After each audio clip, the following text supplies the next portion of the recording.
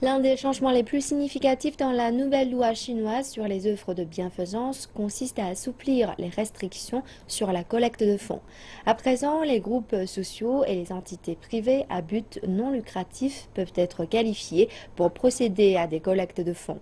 Mais en fait, ce changement a commencé il y a 4 ans dans la ville méridionale de Guangzhou, la capitale de la province du Guangdong.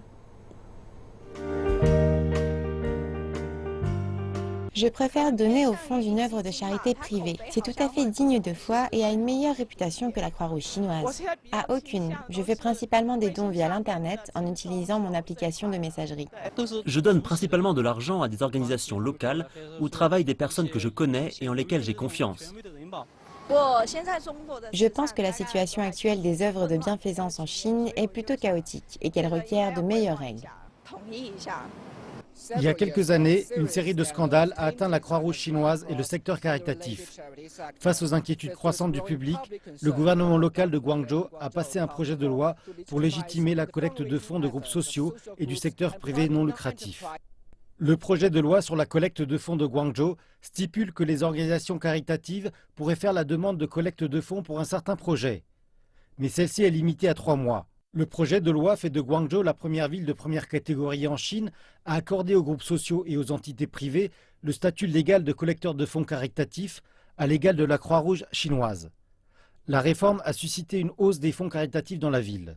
De 2013 à 2015, les dons sociaux ont augmenté d'environ 48 millions de dollars à 68 millions de dollars. Cette année, jusqu'à présent, les donations ont déjà atteint les 75 millions de dollars. L'an dernier, les groupes sociaux caritatifs enregistrés ont augmenté jusqu'à plus de 6500 avec une croissance annuelle de près de 10%.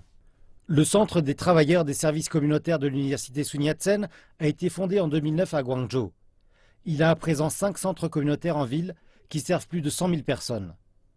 Zhen He, le directeur adjoint du centre, dit que le plus gros de ses revenus dépend toujours des financements du gouvernement qui ne peuvent satisfaire que les besoins de base des organisations caritatives communautaires. Cela ne laisse pas d'argent en propre pour des programmes d'aide aux enfants souffrant de leucémie ou d'autisme, par exemple. Mais il ajoute que la nouvelle loi sur les organisations caritatives ouvre plus grand la porte pour la collecte de fonds. Les règlements locaux précédents légitimaient la collecte de fonds pour certains projets caritatifs. Mais la nouvelle loi permet aux organisations caritatives de se qualifier pour des efforts de collecte de fonds. Donc ceux qui ont vraiment besoin de davantage de ressources pour faire du travail caritatif se battront certainement pour obtenir la qualification. Mais le plus important, dit Jen, est que la nouvelle loi déblaye les zones grises. La nouvelle loi offre une plateforme efficace aux donneurs pour qu'ils surveillent la circulation de leurs dons.